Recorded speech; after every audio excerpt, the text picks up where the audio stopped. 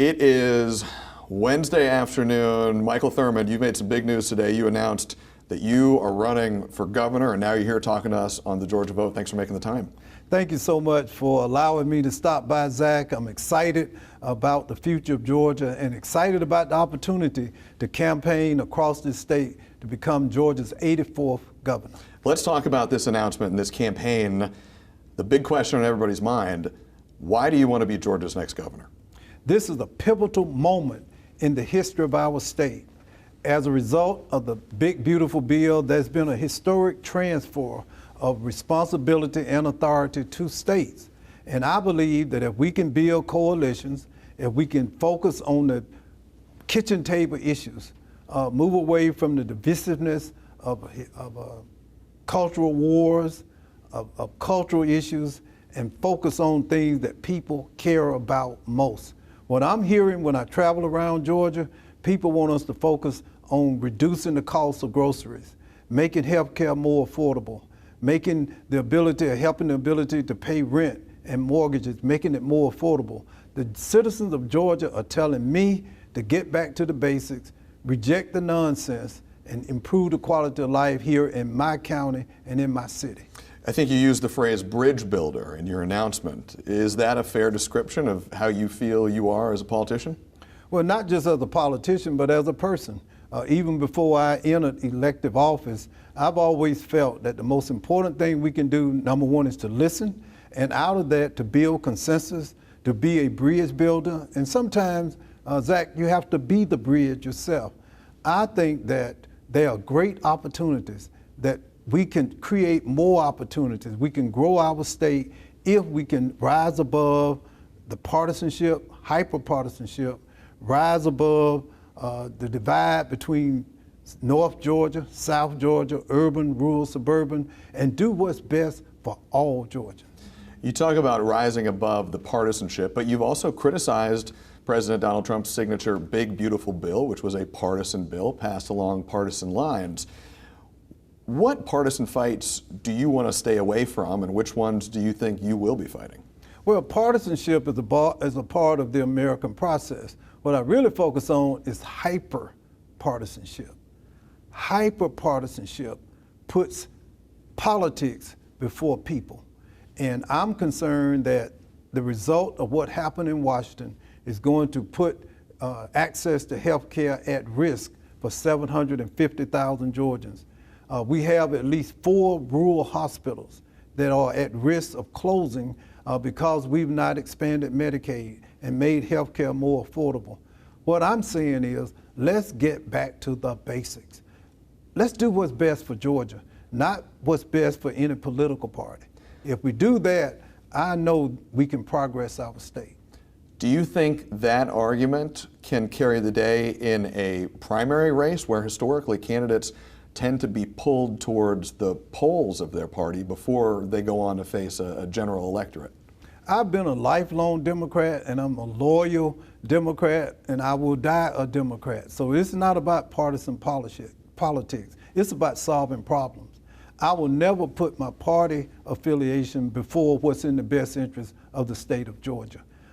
I'm looking forward to the debate, the discussion, and I'm looking forward to being the bridge to help us move forward in this state. Let's talk about some of those problems. We're speaking on Wednesday afternoon. As we are speaking, we are reporting right now on an active shooting that took place just a little before we sat down here at Fort Stewart outside of Savannah. A year ago, we saw the mass shooting tragedy at Appalachia High School. Gun violence is something that Georgians worry about. If you're elected governor, what is your plan to keep Georgians safe? Well, first of all, my prayers and hopes go out to the servicemen and women who may have been injured, as well as to the families of those who may have been injured. We pray sitting here on Wednesday that there was no loss of life. And that is the first thing we have to do. And we have to rally and support our servicemen who are now recovering, and quite frankly, continue to support all of our men and women who put their lives on the line every day to keep us safe in this nation. I ran DeKalb County. I was the CEO in DeKalb County for 8 years. And one of the most frustrating aspects of my service was a continuation of gun violence in particular. The good news is gun violence is declining in DeKalb and in Metro Atlanta and across this country. We have to do more to keep Georgians safe. And you do that, number one, by investing in prevention, making sure that we do all we can for gun owners who are legitimate, law-abiding citizens, make sure that they're storing their weapons in a safe place so that children can't get access to those guns. And we will make our communities safer if we invest in our public safety personnel. I'm proud that we increased salaries by 35% for the men and women in uniform in DeKalb County. My goal was for our police department was to be the best trained, the best equipped, and best paid in Georgia. Proud of the fact that when I left in December 2024, we were the best paid large jurisdiction in the state of Georgia. You talk about prevention as being one of those pillars, in your view, of curbing gun violence. In Georgia, of course, as you know, and as our viewers will know, constitutional carry is the law of the land here. If you're elected governor, would you move to scale that back and restrict access to firearms? One thing I would do, which is what I did when I was the CEO of DeKalb County, I will listen to my law enforcement leaders and personnel. I will be an advocate for the men and women who are actually out on the front line, putting their lives at risk every day for us.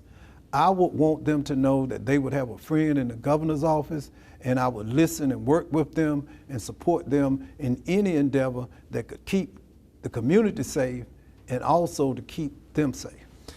Just in terms of constitutional carry, though, as an issue, because it was a major issue in Georgia and it continues to be, if you were elected, would you move to scale that back and restrict access to firearms? I would always continue. Number one, law-abiding citizens who want to use weapons to hunt and for safety and for defense, that's protected by the U.S. Constitution. I would always respect that. I would continue to explore any option that will help keep law enforcement safe and keep our community safe. I don't have a specific plan right now or proposal, but my goal is to keep people safe. We've covered a lot of issues here, but I always make sure in these conversations that I ask this question because I think it's one that voters think a lot about too. And I think it's one, if I'm not being too bold, that candidates think about as well. There's sort of one illuminating idea that drives a candidate to get into a race. So I want to ask this to you squarely. What is the number one challenge facing Georgia right now, and what is your plan to fix it? We must bridge the divide between urban, rural, suburban. We must build bridges that will bring people together, white, black, Hispanic, and Asian, rich or poor, Republican or Democrat, to work together to do what's best for our state. Let me tell you something. Food insecurity has no political affiliation attached to it. Thousands, tens of thousands of families, urban, rural, suburban, are struggling to put food on the table. I want every Georgian who wants a good job to be able to find one. And I want all of our children, private and public school kids, to have access to a quality education. And I want all of us to work hard to fulfill what I believe is the promise of Georgia, a state that's my home, a state that I love, and we just have to learn, number one, to work together more effectively to achieve our goals and objectives. We've talked a lot here as we've been sitting here about the issues and by proxy kind of the Democratic primary that you are now entering, but whoever emerges from this primary will go on to the general election. Whoever wins that general is going to be the next governor. There has not been a Democratic governor in Georgia in more than 2 decades. How do you plan to flip that script? As you know, I was elected 3 times statewide as Georgia's labor commissioner. And the most compelling lesson I learned from my experience 12 years as a labor commissioner for the entire state of Georgia is that those 3 elections provide irrebuttable proof that the people of Georgia, when offered an opportunity to evaluate a candidate based on their qualifications, their dedication, their record of service, their willingness to work hard, and their vision for the future, when Georgia voters are presented that option, they will rise to the occasion. I have no doubt whatsoever. And it doesn't matter whether the person they're evaluating is a Democrat or Republican. That is the faith that fuels this campaign, and I have no doubt that Georgia will do what Georgia's always done, which is rise to the occasion. It seems, and you've said this several times, that affordability is a real cornerstone of your campaign here. We hear that from Georgians all the time. Georgians are worried about the cost of living in our state. Let's talk about specifics. What is your specific plan to make things more affordable here? First and foremost, we have to work and make sure that people have access to good jobs. As the former labor commissioner, I understand the value of that. We need to strengthen the ability to publicly finance labor exchange so people can find the opportunities that are being created. So economic development. Economic development, and just the labor, being able to find a good job. We have to be able to continue to support a school district that will provide multiple pathways to success for our young people, so that if it's a 4-year institution with a 4-year degree, great. But recognize that being a plumber or an electrician or engineer at a television station, those are honorable professions that pay good salaries. And thirdly, and more importantly, I'm going to continue to work with our farmers in South Georgia. When I was the CEO in DeKalb County, we created a partnership with farmers through the Georgia Grown program, where we purchased fruits and vegetables and produce directly from our farmers and redistributed those items to families who were facing food insecurity here in DeKalb County for 4 straight years. It was a win-win-win scenario. A win for the farmers, it was a win for those families facing food insecurity, and it was a win for Georgia, because healthy people, healthy children prosper and do well. You've been very patient with your time and kind with your time. I want to ask you 2 last questions here, because I think viewers will have taken note of this by now. You're running in a very prominent statewide race now in a state that has turned into one of the United States' preeminent battlegrounds. One name I don't think I've heard you say once in this interview is President Donald Trump.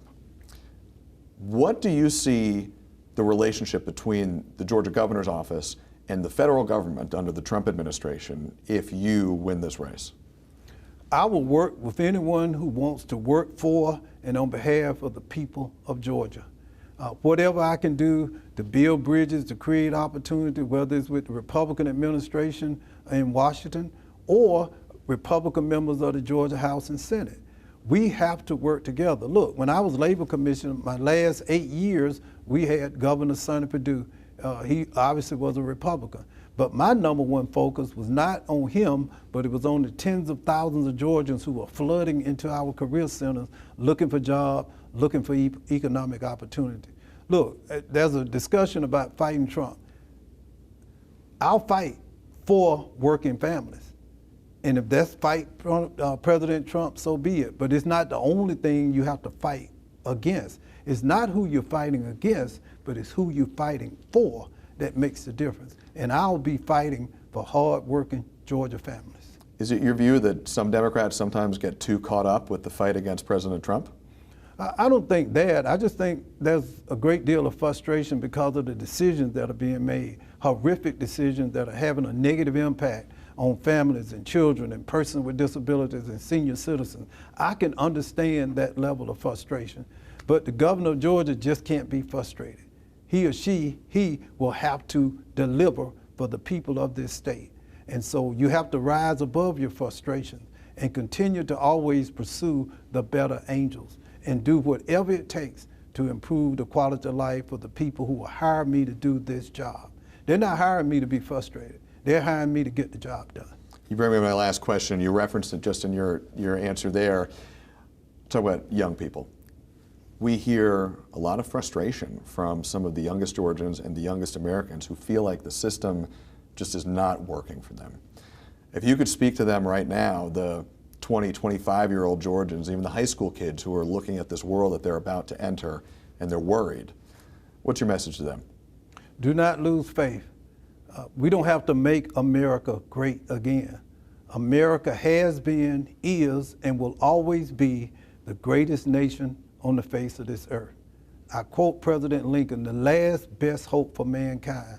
never lose faith in the greatness of who we are, and even in difficult times. So that is the message. And my life is evidence. A kid who grew up with limited means, but if you work hard, have faith, pursue education, all things are possible. But for America, I'm not sitting here as a candidate for governor of the state of Georgia. I think that's a good place to end it. Michael Thurmond, thank you very much, sir. Thanks, Jeff. I appreciate it. All right.